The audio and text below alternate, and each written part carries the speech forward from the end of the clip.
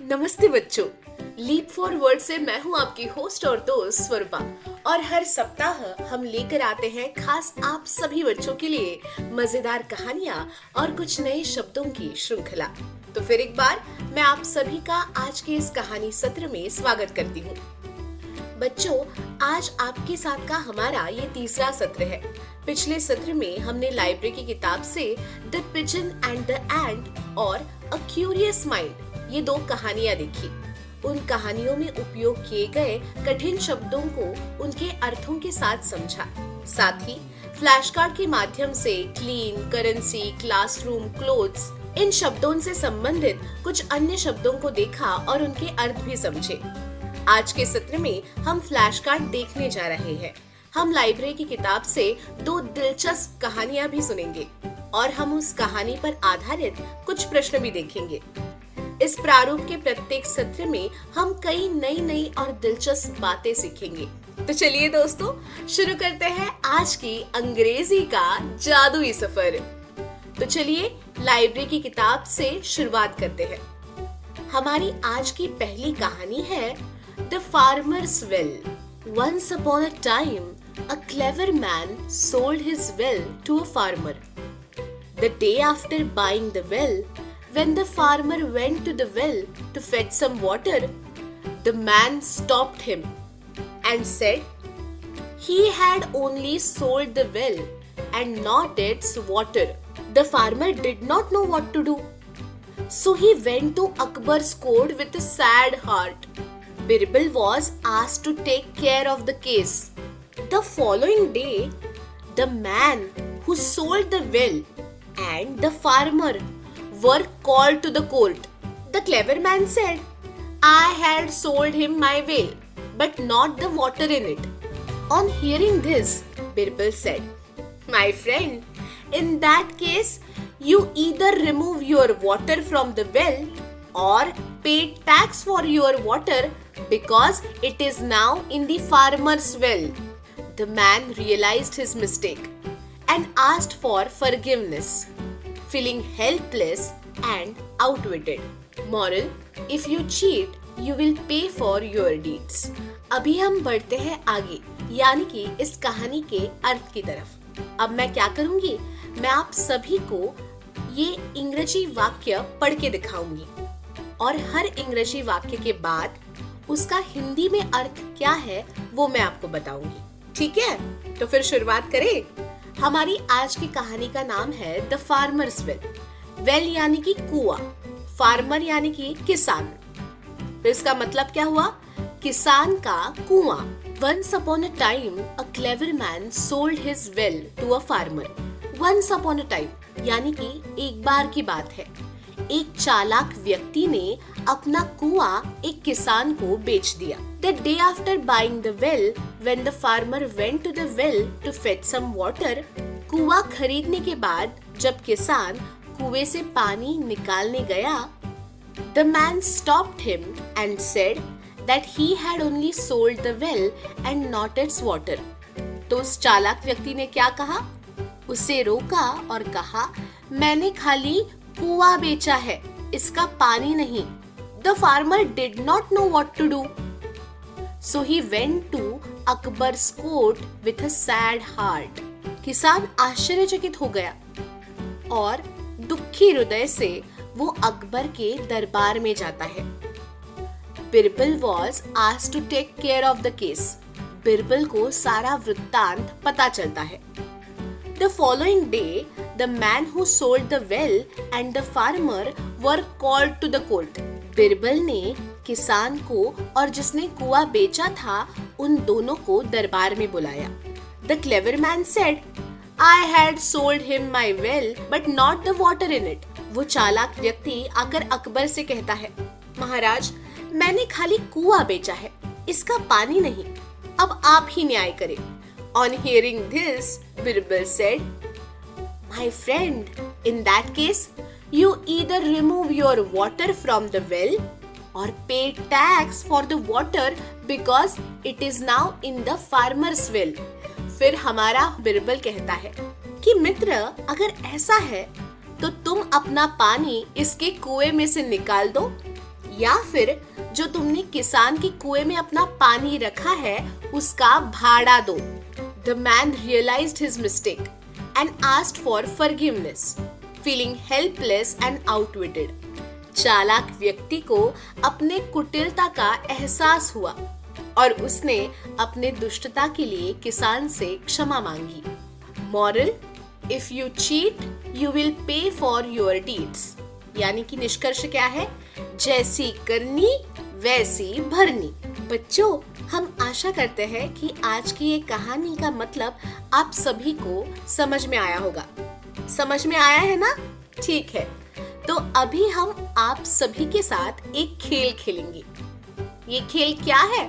ये खेल है कि इसमें मैं अब अंग्रेजी में ये वाक्य पढ़ूंगी और उसका हिंदी में अर्थ आप सभी बच्चों को आपके मित्रों के साथ साझा करना है या फिर आपके क्लास में जो बच्चे हैं ना उनके साथ साझा करना है।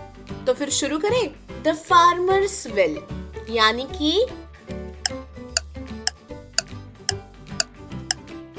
Very good.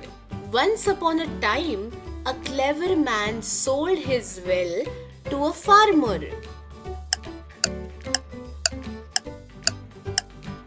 The day after buying the well, when the farmer went to the well to fetch some water,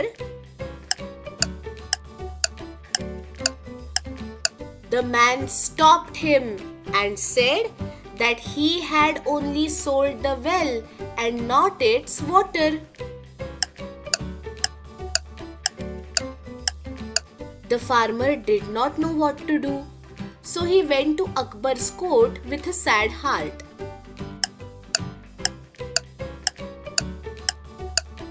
Birbal was asked to take care of the case.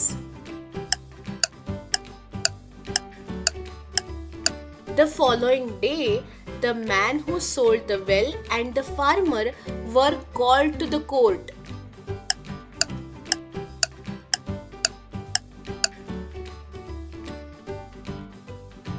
The clever man said, I had sold him my well, but not the water in it.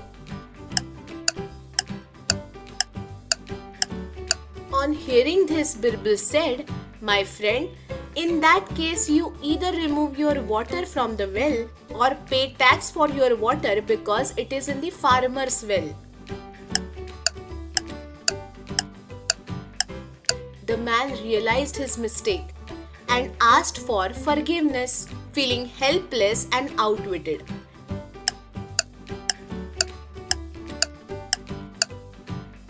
Moral: if you cheat, you will pay for your deeds.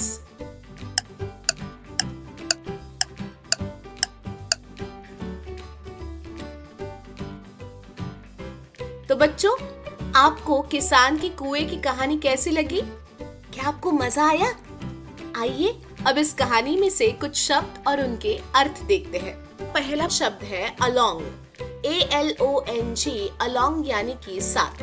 दूसरा शब्द है called, CALLED, called यानी कि बुलाया। तीसरा शब्द है clever, CLEVER, clever यानी कि चतुर। चौथा शब्द है farmer, FARMER, farmer यानी कि किसान। छठा शब्द है forgiveness, FORGIVENESS, forgiveness यानी कि क्षमा। अगला शब्द है mistake, MISTAKE, mistake यानी कि गलती। अगला शब्द है outwitted, OUTWITTED, outwitted यानी कि कुटिलता। अगला शब्द है remove, REMOVE, remove यानी कि हटाया। अगला शब्द है helpless, HELPLESS, helpless यानी असहाय। अगला शब्द है deeds, DEEDS, deeds यानी कि कर्म। अब जब आप इन शब्दों का सही उच्चारण और अर्थ जान गए हैं, तो आइए इस कहानी पर आधारित कुछ प्रश्न देखें और आप उनके उत्तर मुझे इस पैराग्राफ की सहायता से देंगे। तो चलिए शुरुआत करते हैं। हमारा पहला प्रश्न है Who sold the well to the farmer? और इसके लिए आपके पर्याय है A, a clever man, B, Birbal और C, Akbar.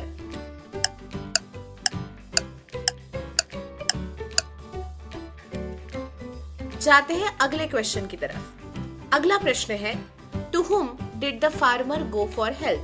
A the village head, B Birbal और सी द क्लेवर मैन।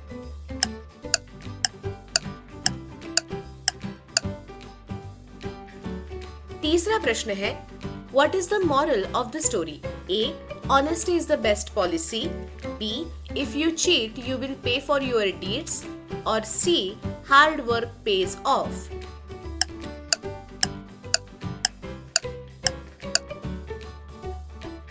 चौथा प्रश्न है, what did the clever man claim after selling the well? A he sold the water in the well, B he sold only the well not the water in it, and C he sold both the well and the water.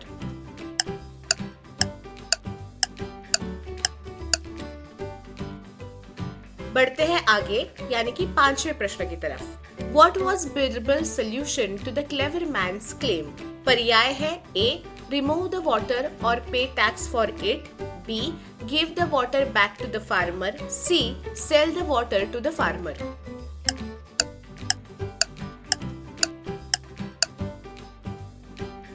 अरे वाह, आपने तो सभी प्रश्नों का एकदम सही उत्तर दिया।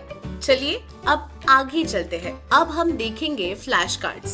फ्लैश कार्ड नंबर 1, इसमें पहला शब्द है फार्मर, FARMER, फार्मर मतलब किसान। अगला शब्द है फार्म, FARM, फार्म मतलब खेत। फार्म के बाद है क्रॉप, CROP, क्रॉप मतलब फसल। क्रॉप के नीचे है स्प्रे, SPRAY, स्प्रे मतलब छिड़कना। स्प्रे के नीचे है फार्मिंग, FARMING, फार्मिंग मतलब खेती। FARM, फार्म मतलब खेत और फार्मिंग मतलब खेती करना। FERTILIZER, फर्टिलाइजर मतलब उर्वरक, जो मिट्टी में रासायनिक प्रक्रिया करके मिट्टी की पोषकता बढ़ाते हैं। और इंसेक्टिसाइड, INSECTICIDE, इंसेक्टिसाइड मतलब कीटकनाशक। इंसेक्ट मतलब कीटाणु और इंसेक्टिसाइड मतलब कीटकनाशक। कीड़े मकोड़े हमारी फसल को बर्बाद करते हैं, इसलिए हम फसलों पर क्या स्प्रे करते हैं? इंसेक्टिसाइड। फर्टिलाइजर हम मिट्टी में मिलाते हैं और इंसेक्टिसाइड हम स्प्रे करते हैं। Let's go to the next card which is our flash card number 2। अगला शब्द है COURT, कोर्ट। कोर्ट मतलब अदालत। उसके बाद है एडवोकेट, ADVOCATE, एडवोकेट मतलब वकील। एडवोकेट जैसा एक और शब्द है लॉयर, LAWYER, लॉयर मतलब भी वकील। लॉयर के नीचे दिया गया शब्द है विटनेस, WITNESS, विटनेस मतलब गवाह। कोर्ट और पुलिस को हमेशा गवाह लगते हैं। लीगल मतलब कानूनी। कोर्ट के संबंध में जितने भी कागजात वगैरह लगते हैं, जो भी कुछ लगता है उसे LEGAL, लीगल कहा जाता है और उन्हें लीगल डॉक्यूमेंट कहा जाता है। लीगल के आगे शब्द है प्रूफ, PROOF, प्रूफ मतलब सबूत। Flash card number 3, GOD, God मतलब भगवान। अभी भगवान से जुड़े हुए कुछ शब्द देखेंगे। Incense stick, INCENSE STICK, incense stick मतलब अगरबत्ती। स्टिक मतलब काठी। अगला शब्द है प्रे, प्रे मतलब प्रार्थना करना। वर्शिप, WORSHIP, वर्शिप मतलब पूजा करना। भगवान की पूजा करने को वर्शिप कहा जाता है। उसके बाद है प्रेयर, प्रेयर मतलब प्रार्थना। फ्रेग्रेंस, फ्रेग्रेंस मतलब खुशबू। इंसेंस स्टिक लगाने के बाद खुशबू आती है, उसे कहते हैं फ्रेग्रेंस। और आखिरी शब्द है फेथ, FAITH, फेथ मतलब आस्था। नेक्स्ट फ्लैश कार्ड देखते हैं। फ्लैश कार्ड नंबर 4, हैंड मतलब हाथ, दो हो तो हैंड्स। PALM, पाम, पाम मतलब हथेली। उसके बाद शब्द है फिस्ट, FIST, फिस्ट मतलब मुट्ठी। फिस्ट के बाद है नेल्स, NAILS, नेल्स मतलब नाखून। Now let's go to flash card number 5। Fingers, FINGERS, fingers मतलब उंगलियां। एक फिंगर और बहुत फिंगर्स। अब हम सभी उंगलियों के नाम देखेंगे। अंगूठे को इंग्लिश में THUMB थंब कहते हैं। लिटिल फिंगर को कनिष्ठ कहते हैं। जो बीच वाली उंगली होती है उसे कहते हैं मिडिल फिंगर। इसे मध्यमिका कहा जाता है। कनिष्ठ और मध्यमिका के बीच वाली उंगली जो होती है उसे कहते हैं रिंग फिंगर। शादी के वक्त दूल्हा और दुल्हन एक दूसरे को अंगूठी पहनाते हैं। उस उंगली को कहते हैं रिंग फिंगर, मतलब अनामिका। जब हम एक दूसरे की ओर इशारा करके बोलते हैं या फिर कुछ दिखाने के लिए जिस उंगली का उपयोग करते हैं उसे इंडेक्स फिंगर कहा जाता है। इंडेक्स फिंगर मतलब तर्जनी। इन शब्दों का उचित उच्चारण और अर्थ तो हमने देख लिया। तो चलिए अब लाइब्रेरी की पुस्तक से एक और कहानी देखते हैं। कहानी का नाम है the golden touch of Midas. Once upon a time, there was a Greek king, Midas. He was wealthy and had lots of gold. He had a daughter whom he loved a lot. One day, Midas found an angel in need of help. He helped her, and she agreed to grant a wish. Midas wished that everything he touched would turn into gold. His wish was granted. On his way back home, he touched the rocks and plants, and they turned into gold. As he reached home, he excitedly hugged his daughter, whom turned into gold. Midas was devastated, and he had learnt his lesson. Midas asked the angel to take his wish away after learning his lesson. Moral: greed is not good for you. Be content and satisfied to lead a happy and fulfilling life. अभी हम देखेंगे इस कहानी का हिंदी अर्थ। इसके लिए मैं हर एक अंग्रेजी वाक्य को पहले पढ़ूंगी और उसके बाद उसका अर्थ आपको बताऊंगी, ठीक है? Once upon a time there was a Greek king Midas. एक बार की बात है, यूनान देश में एक मिडास नाम का राजा हुआ करता था। He was wealthy and had lots of gold. वो बहुत धनी था और उसके पास बहुत सोना था। He had a daughter whom he loved a lot. Midas की एक सुंदर बेटी थी जिससे वो बहुत प्यार करता था। One day, Midas found an angel in need of help. एक दिन मिडास को एक परी मिली जो असहाय अवस्था में थी। उसे मदद की जरूरत थी।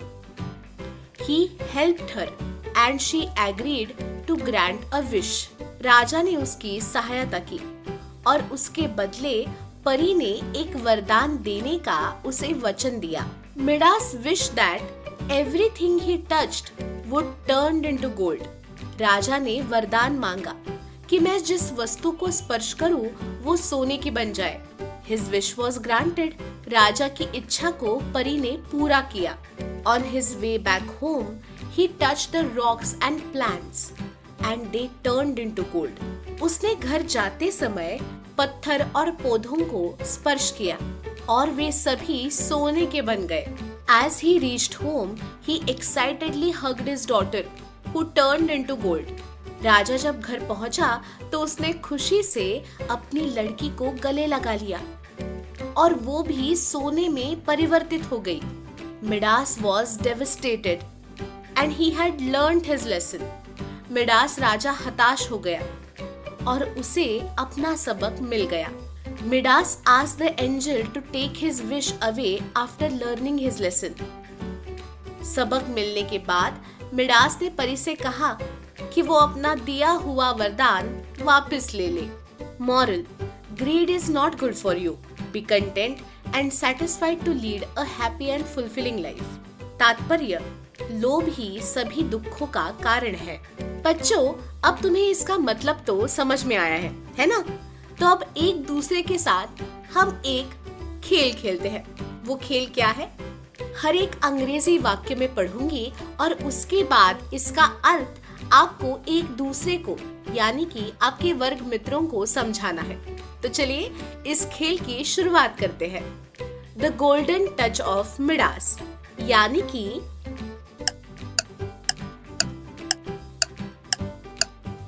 Once upon a time, there was a Greek king Midas.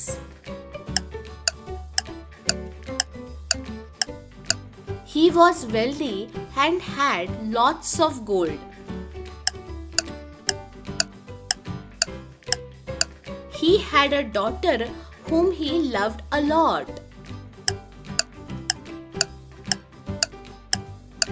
One day, Midas found an angel in need of help. He helped her and she agreed to grant a wish.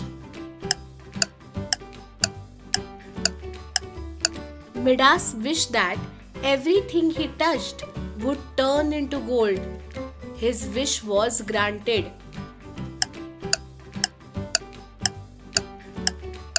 On his way back home, he touched the rocks and plants and they turned into gold.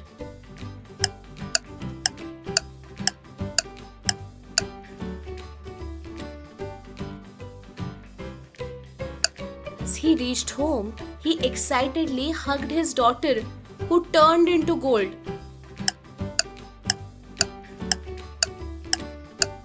Midas was devastated, and he had learnt his lesson.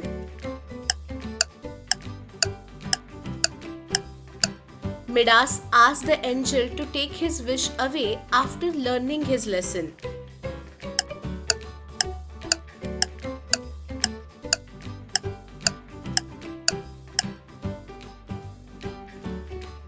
Moral: greed is not good for you. Be content and satisfied to lead a happy and fulfilling life. और इसका तात्पर्य है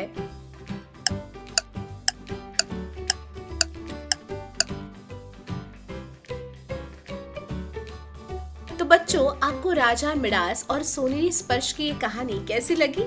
क्या आपको मजा आया? आइए अब इस कहानी में से कुछ कठिन शब्द और उनके अर्थ देखें। पहला शब्द है अग्रीड, AJREED, अग्रीड यानी कि सहमत।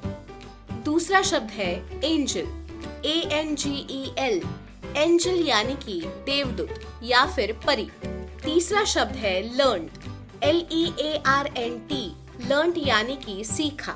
अगला शब्द है लेसन, LESSON, लेसन यानी कि सबक। अगला शब्द है डिवास्टेटेड, DEVASTATED, डिवास्टेटेड यानी कि सदमा। अगला शब्द है एक्साइटमेंट, EXCITEMENT, एक्साइटमेंट यानी कि उत्साह। अगला शब्द है टच्ड, TOUCHED, टच यानी कि स्पर्श किया। अगला शब्द है गोल्डन, GOLDEN, गोल्डन यानी कि सुनहरा। अगला शब्द है ग्रांटेड, GRANTED, ग्रांटेड यानी कि मंजूर किया। विश, WISH, विश यानी कि इच्छा। अगला शब्द है प्लांट्स, PLANTS, प्लांट्स यानी कि पौधे।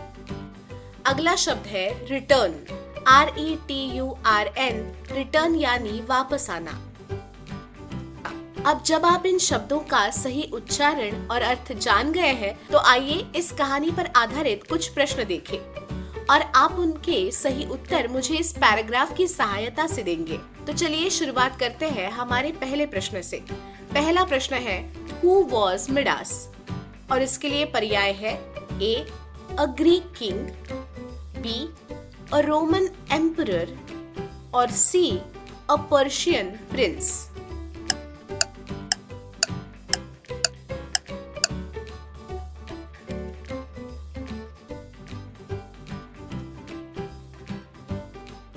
दूसरा प्रश्न है What did Midas wish for? A, to be the most powerful king, B, that everything he touched would turn into gold, or C, to live forever।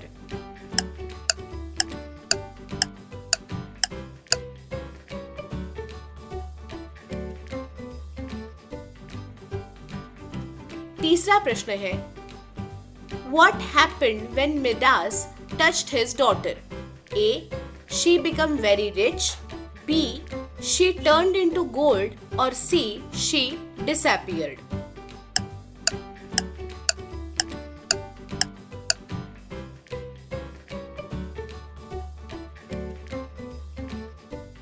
चौथा प्रश्न है Who granted Midas his wish? A, a fairy, B, a Jenny, or C, an angel?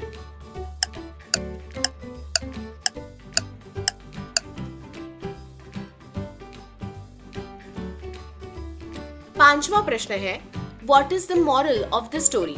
A, power is the key to happiness. B, greed is not good for you. Be content and satisfied to lead a happy, fulfilling life. C, money can buy happiness.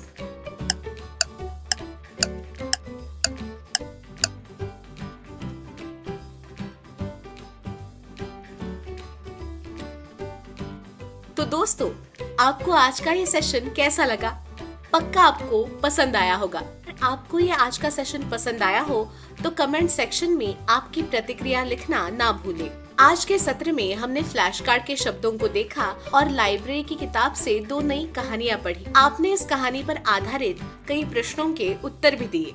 आज के लिए हमारा ये सत्र यही समाप्त होता है। मिलते हैं अगले सत्र में। अगले सत्र में हम और भी नई कहानी और फ्लैश कार्ड के शब्दों को सीखेंगे। तब तक खेलते रहिए, सीखते रहिए और बढ़ते रहिए। Thank you.